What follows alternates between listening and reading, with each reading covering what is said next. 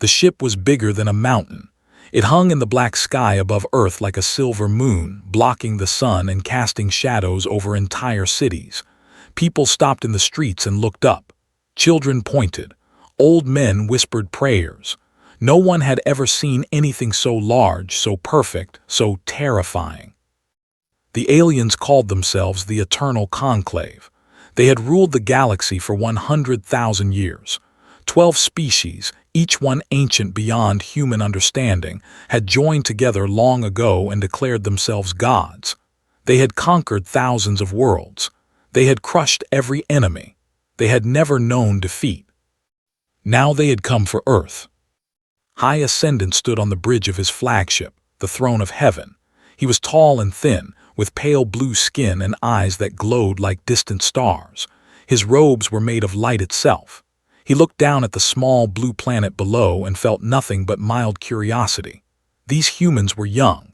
Their entire civilization was barely 10,000 years old. They had only left their planet 300 years ago. They were children playing in a garden that belonged to giants. Pressed a button, and his face appeared on every screen on Earth and every human colony. His voice was calm and cold. People of Earth, I am High Ascendant of the Eternal Conclave. We have watched your species crawl among the stars. We have allowed it, but now the time has come for you to learn your place.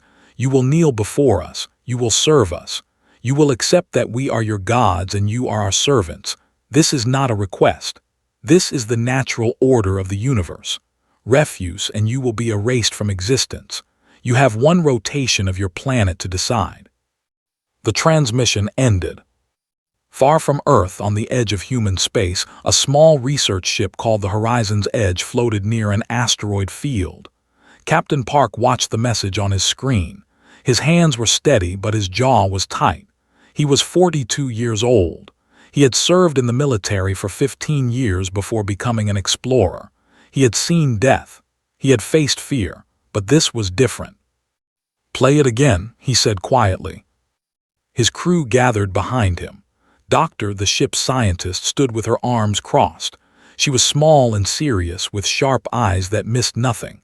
Lieutenant, the weapons officer, leaned against the wall.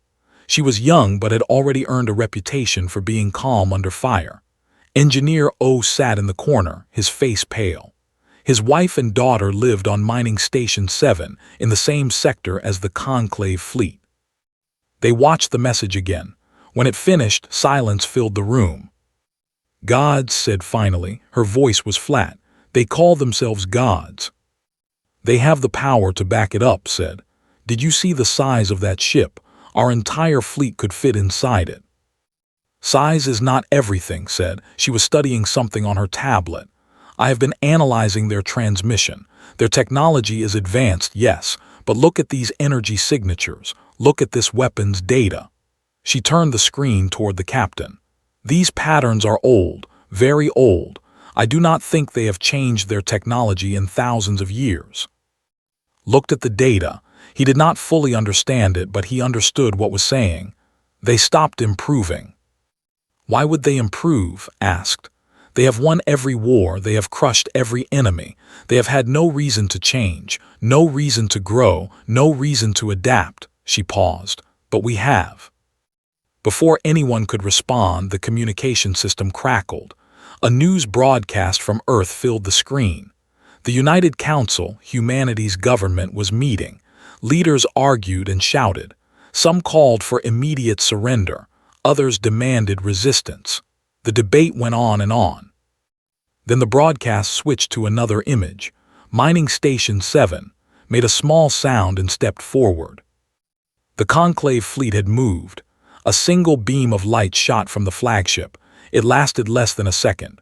When it faded, Mining Station 7 was gone. 3,000 people, families, workers, children, gone in an instant. Fell to his knees. He did not make a sound. Tears ran down his face as he stared at the empty space where his family had been. Put a hand on his shoulder. He wanted to say something, but there were no words. There were never words for moments like this. The Conclave broadcast another message. Appeared again, his face calm, his voice patient, like a teacher correcting a slow student. That was a reminder, he said. Your lives belong to us, your deaths belong to us, choose wisely. On Earth the council fell silent. Many members lowered their heads. The vote was called. Surrender seemed certain. Then a message arrived from the frontier colonies, from ships like the Horizon's Edge, from stations and settlements scattered across human space. The message was simple. It spread from screen to screen, from world to world, until every human heard it. We do not kneel. Stood on his bridge and watched the words appear on his screen. He looked at his crew, at already planning, at checking her weapons, at rising slowly to his feet, his grief transforming into something harder and colder. Send a message to the fleet, said. All ships that can fight, all ships that want to fight, tell them to meet us at the following coordinates. Captain said, we are a research vessel. We have 2 small guns and a crew of 30. Then we will be a very small part of a very large fight. Sat in his chair and looked out at the stars. My grandfather used to tell me stories about Korea, about times when our people faced enemies who seemed impossible to defeat, armies that were larger, weapons that were stronger, and every time we found a way, we survived, we adapted, we won. He paused. These beings have ruled for 100,000 years. They have forgotten what it means to struggle. They have forgotten what it means to fight for survival, but we remember, we have never forgotten. On the throne of heaven, received the message from the frontier colonies. He read it and laughed. The sound echoed through his empty chamber. They do not kneel, he said to his aide. How amusing. These creatures live barely 100 years. They are born, they struggle, they die, and they are forgotten. What can they possibly understand about true power? His aide bowed. Shall we destroy another station, High Ascendant? Considered, no, let them gather their little ships. Let them feel hope. It will make their eventual submission more complete. He turned away from the window. Gods do not fear insects. But far below, in the cold darkness of space, the insects were gathering. They were angry, they were united, and they were coming. 3 months had passed since the destruction of Mining Station 7. The Conclave had surrounded Earth with their massive ships, cutting off supplies and waiting for the humans to starve. Was patient. He had lived for 8,000 years. He could wait a few more months for these insects to break. But the insects were not breaking, they were biting. Captain Park crouched in the darkness of an asteroid, his converted mining ship hidden among the rocks. Around him, 20 other ships waited. They were small and ugly compared to the Conclave vessels. They had been built to dig ore, not fight wars. But O had spent 3 months turning them into something dangerous. Had not smiled since his family died. He barely slept. He barely ate. But he worked. Every hour of every day he worked. He had taken apart every weapon the humans had and rebuilt them into something new. His latest creation sat in the belly of each ship, missiles that could think. Supply convoy approaching, Lieutenant reported from her station.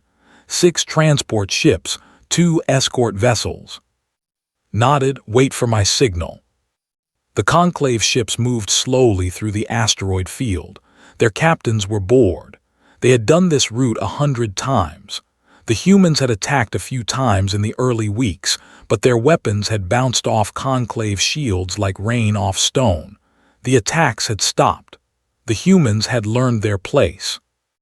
At least that was what the Conclave believed. Now said, 20 ships burst from the asteroids.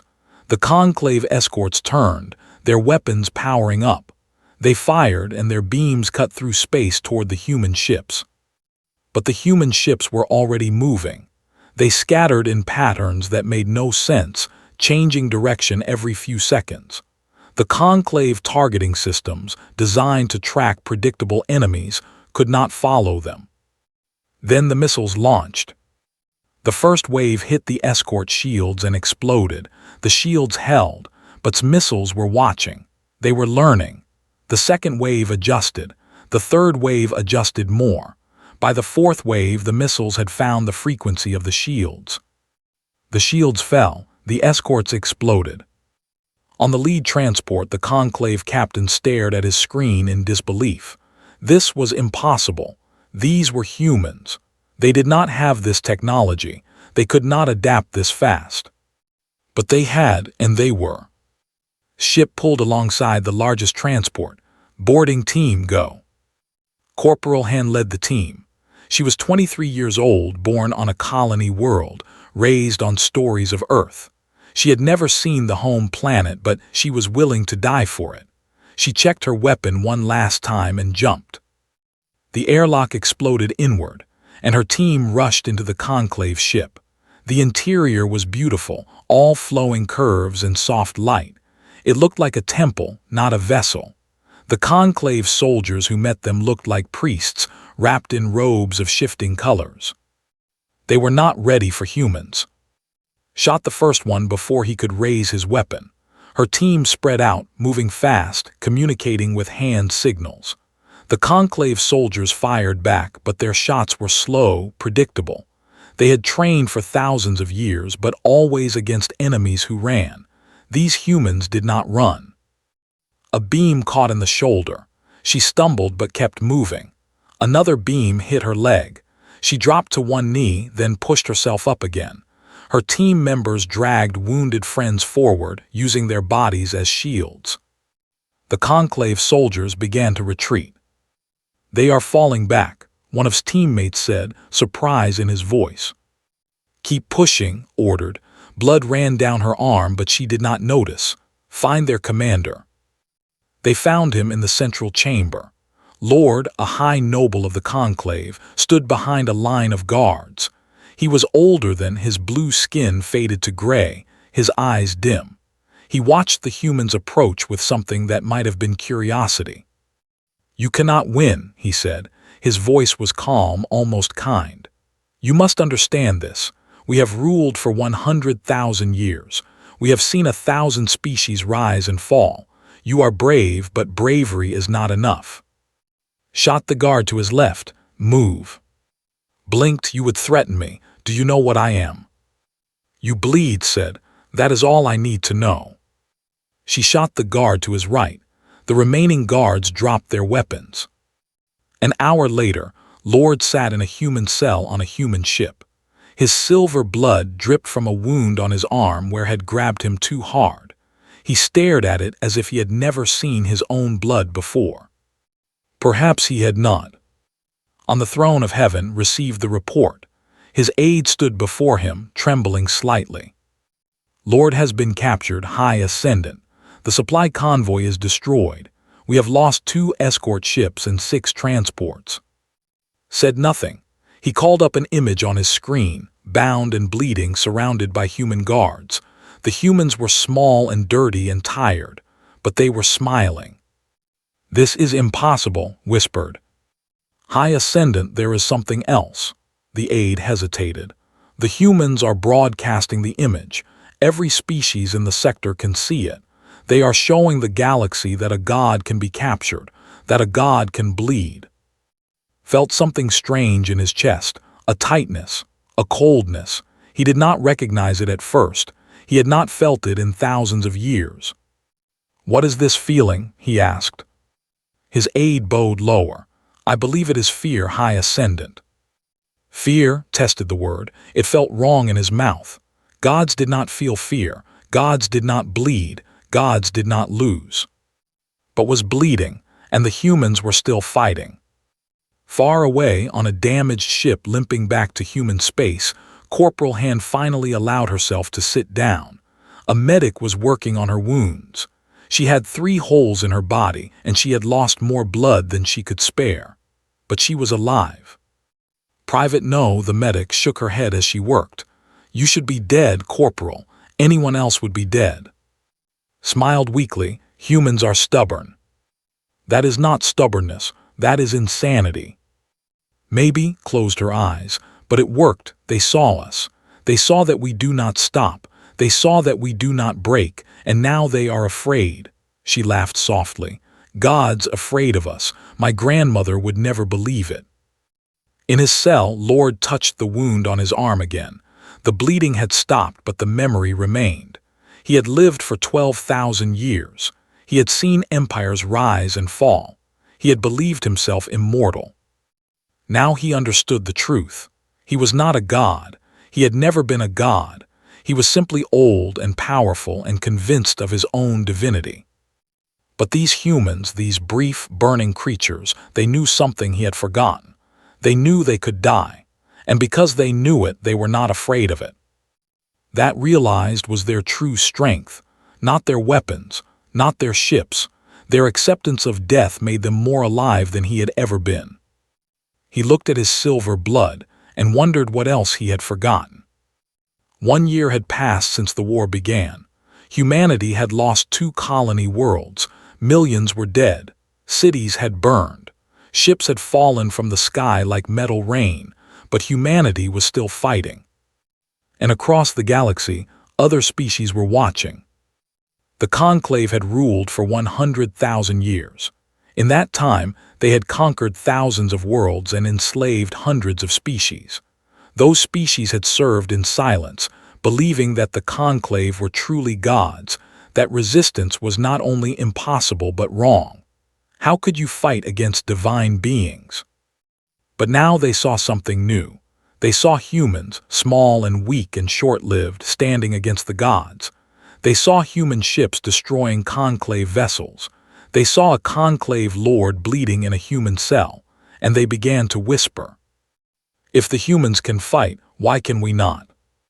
Park stood before the memorial wall on his new flagship.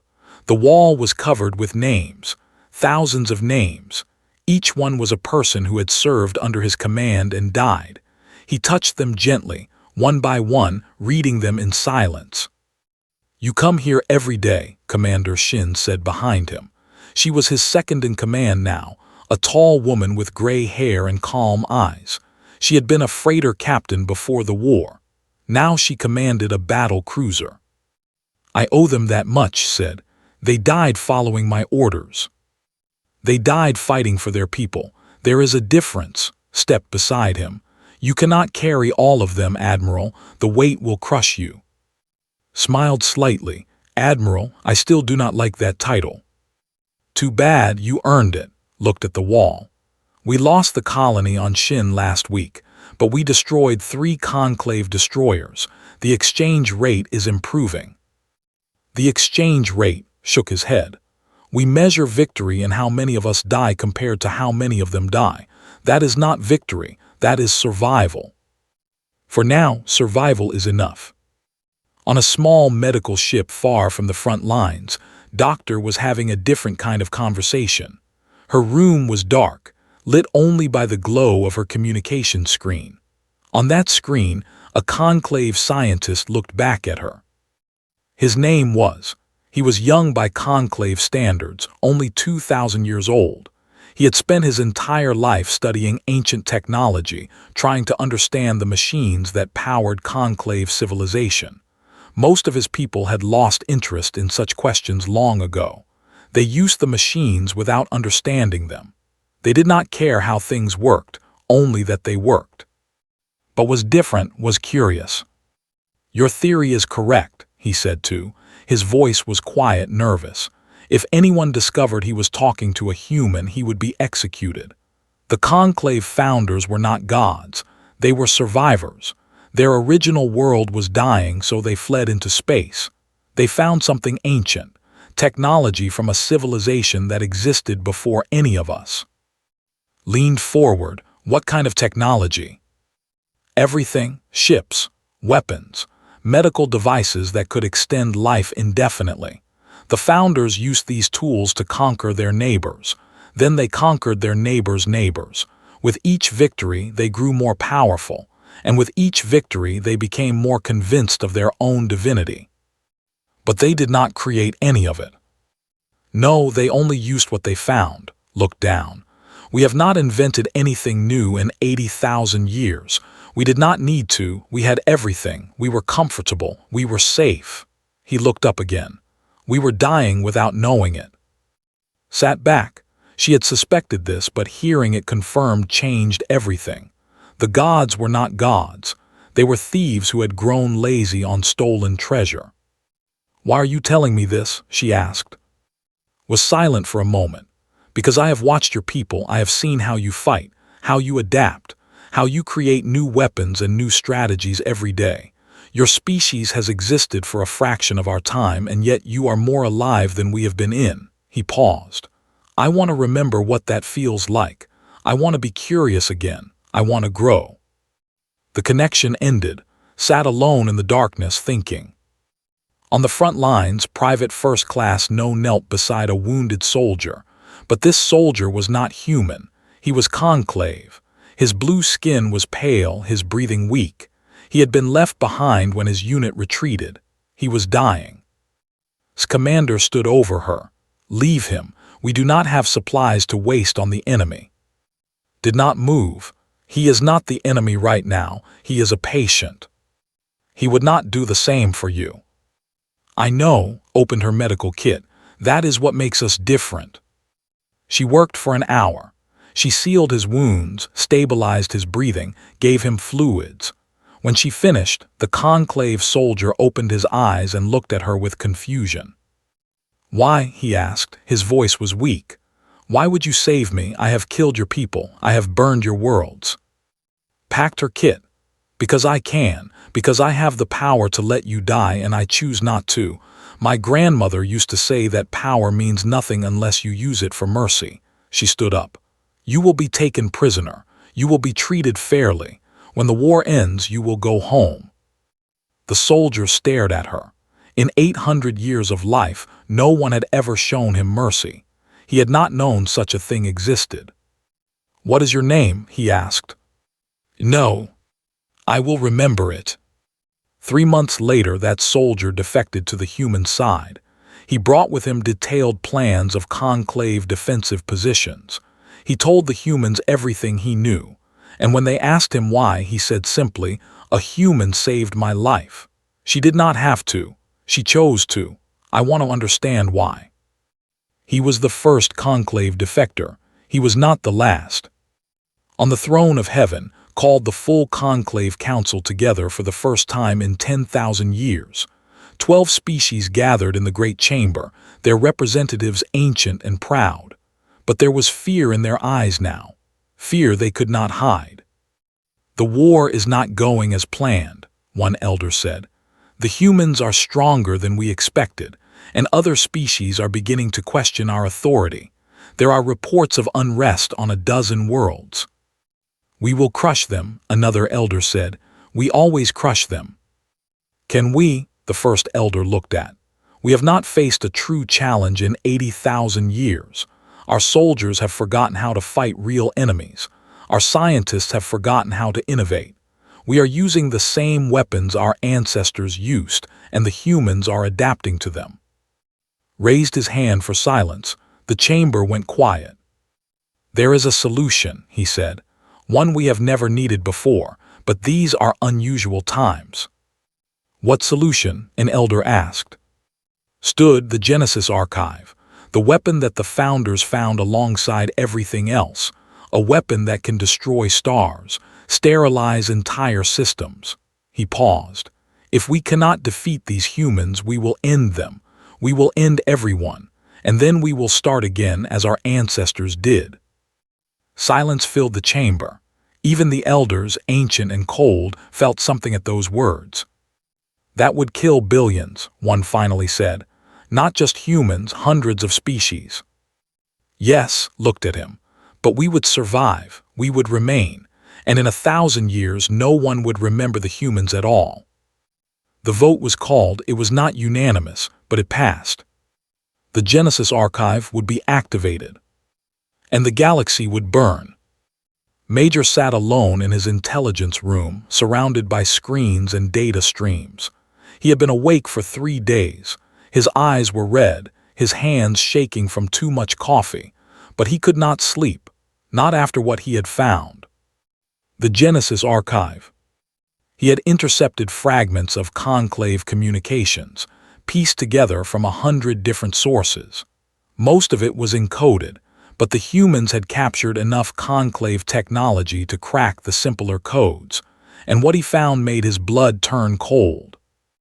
a weapon that could destroy stars, a weapon that could sterilize entire systems, a weapon that the Conclave had hidden for 100,000 years, keeping it in reserve for the day when they faced an enemy they could not defeat.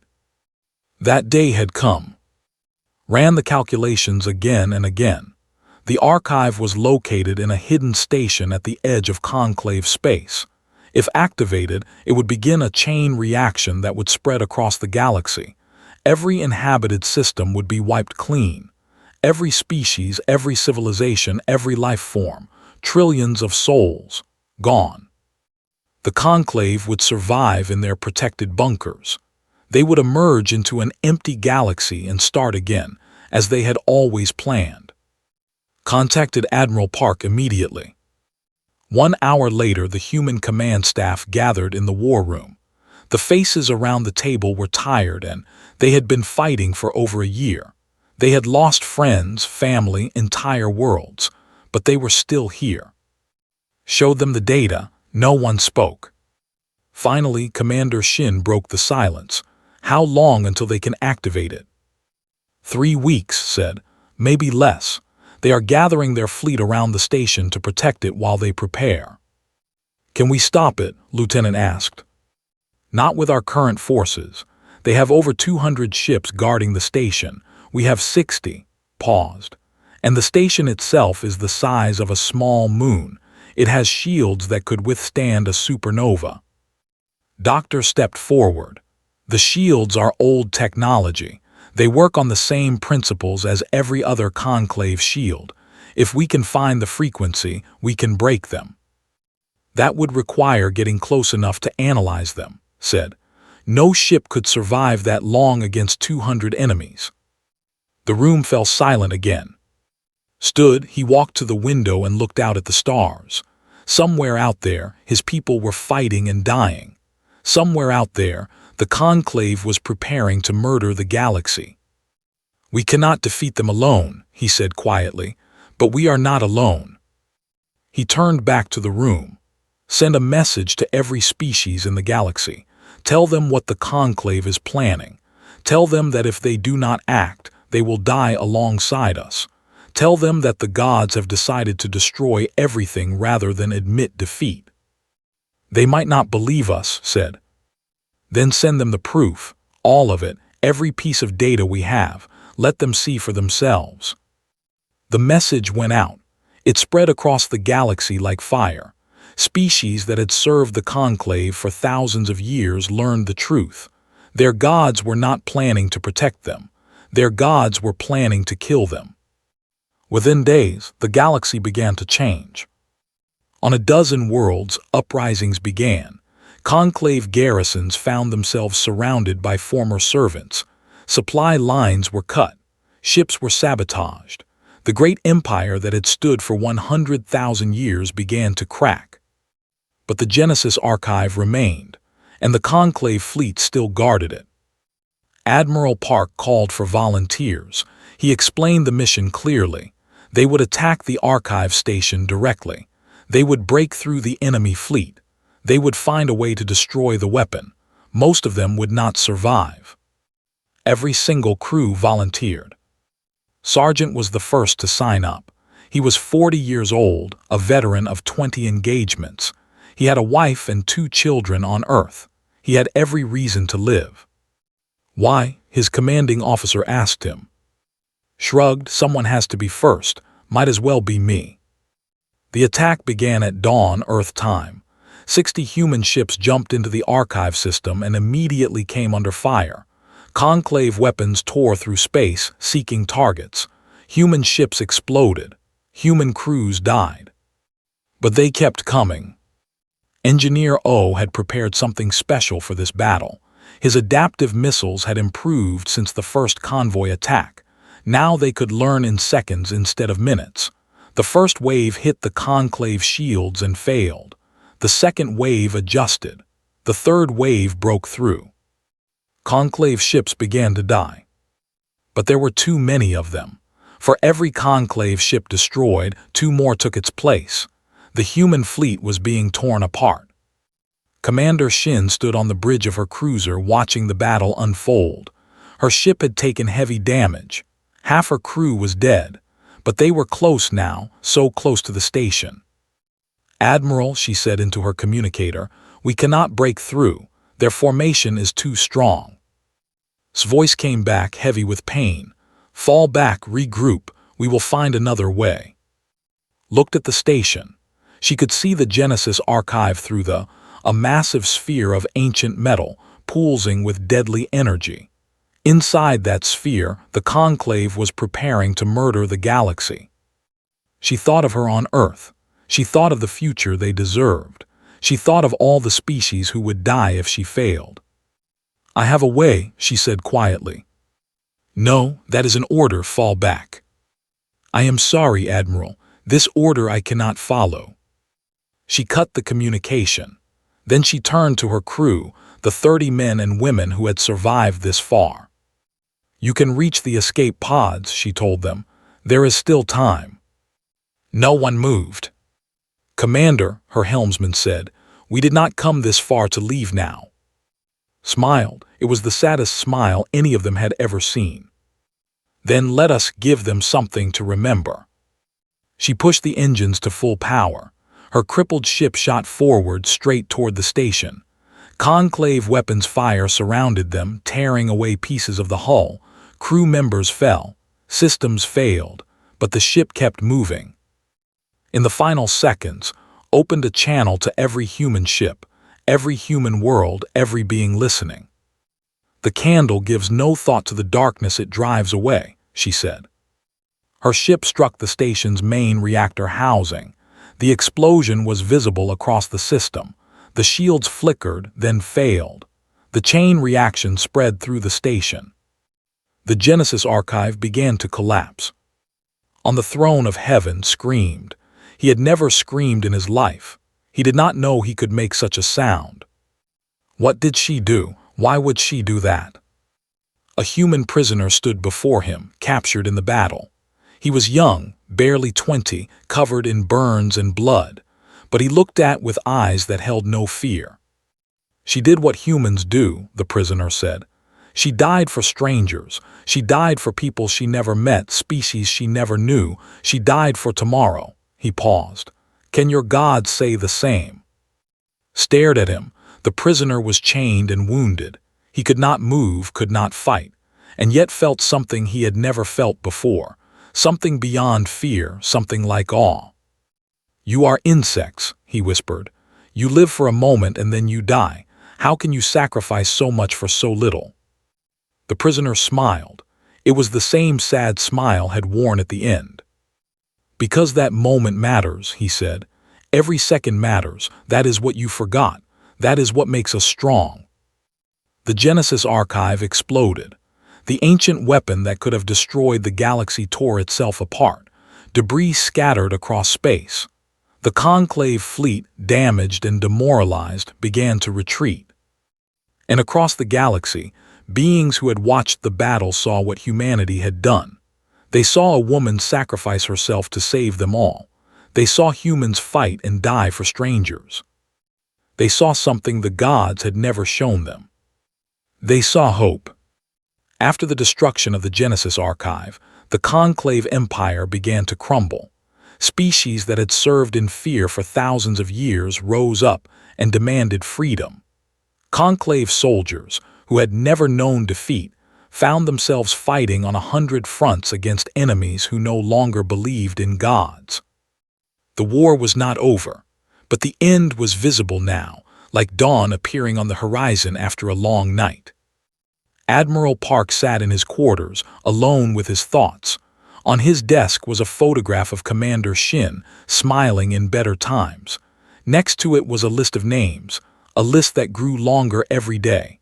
The cost of victory was written in those names. His door chimed. Doctor entered without waiting for permission. "The council wants to speak with you," she said. "I know. They want to discuss terms. The Conclave has requested negotiations." Looked up. Negotiations. 3 months ago they tried to destroy the galaxy. Now they want to talk. Sat across from him. "They are afraid. For the first time in 100,000 years, they face the possibility of extinction, not from weapons but from their own people. The rebellion is spreading faster than they can contain it. Good, the word tasted bitter in his mouth. Let them feel what it is like. Is that what we want? Revenge leaned forward. I have spent 2 years studying these beings. They are not evil, they are empty. They forgot how to grow, how to change, how to live. Their cruelty came from their emptiness. That does not excuse what they did. No, but it explains it. And if we want to build something better, we need to understand. She paused. We have a choice. We can destroy them and become like them, or we can show them another way. Said nothing. He looked at its photograph, trying to imagine what she would say. She had always been wiser than him. 2 weeks later, a human delegation arrived at the conclave. The ship was small and unarmed. It carried no soldiers, no weapons, no threats, just 7 humans with an offer. Doctor led the delegation. Beside her walked Private First Class No, now promoted to Diplomatic Corps for her work with conclave defectors. Behind them came scientists, historians, and teachers, not warriors, builders. The conclave council chamber was nearly empty. Most of the elders had fled or been killed in the rebellions. Only remained, sitting alone on his throne, looking old and tired in a way he had never looked before. You came to witness our end, he said. His voice was hollow. To see the gods fall. Stepped forward. We came to offer something else. Laughed. It was not a pleasant sound. What could you possibly offer us? You have already taken everything, our empire, our power, our dignity. We have not taken anything. You lost it yourselves long ago. Stood before him without fear. She was small and mortal, facing a being who had lived for 8,000 years, and yet she was the one with power in this room. Your founders found ancient technology and used it to conquer, she said, but they never understood it. They never learned from it. They stopped growing the moment they declared themselves gods. Flinched, the truth always hurt more than weapons. We are offering you a chance to grow again, continued. Share your knowledge with us and we will share ours. Teach us about the ancient technology and we will teach you what we have learned in our brief existence. You have forgotten how to change. We change every day. That is what has kept us alive. And if we refuse, then you will die, said it simply, without threat. Not because we will kill you, but because you have already started dying. Your people are leaving. Your worlds are burning. Your empire is collapsing. Without change, you have nothing left. Was silent for a long moment. Then he asked the question that had haunted him since the war began. What makes you so strong? You are small. You are brief. You have no divine mandate, no ancient power. How did you defeat us? Stepped forward. She was young and ordinary, a medic who had saved lives on both sides of the war. She had no rank, no title, no importance. And yet she spoke with the confidence of someone who understood something important. We know we are going to die, she said. Every single one of us someday. So we do not have time to waste on pretending to be gods. We just have time to be human, to love, to fight, to build, to hope. She paused. That is not a weakness. That is the only strength that matters. Looked at her. In her eyes he saw something he had not seen in thousands of years. He saw life. Real, burning, desperate life. How do you bear it, he whispered, knowing that you will end? Smiled gently. We do not bear it alone. That is the secret. We carry each other. 3 months later, the first peace treaty was signed. The conclave would not be destroyed. They would be transformed. Human teachers arrived on conclave worlds, sharing art and music and philosophy. Conclave scientists shared their knowledge of ancient technology. For the first time in 100,000 years, the galaxy began to work together. The process was slow and painful. Trust did not come easily. Old hatreds did not fade quickly, but it began. 50 years later, an old man stood before a memorial station orbiting Earth. His name was Park. His hair was white, his face lined with age. but his eyes were still sharp. Beside him stood his they had never known war. They had grown up in a galaxy of peace, where humans and conclave worked side by side. To them, the war was history, something from books and stories. The memorial wall stretched across the station. Thousands of names were carved into the stone. The 3,000 from Mining Station 7, Commander Shin, Engineer O, who had died of illness the year before, and countless others, all the humans who had given their lives for this future. "Grandfather," his grandson asked, "did we really beat the gods?" Touched name on the wall. He remembered her face, her voice, her final words. "There were never any gods," he said, "just beings who forgot what it meant to be mortal. We reminded them." His granddaughter tugged his hand. "What does it mean to be mortal?" Knelt beside her. He looked at her young face, full of hope and curiosity, and smiled. "It means every moment matters," he said. "It means we cannot waste time on hate or fear or selfishness. It means we have to love each other while we can, help each other while we can, build a better world while we can." He touched her cheek. "It means you are precious because you will not last forever, and because you are precious, everything you do matters."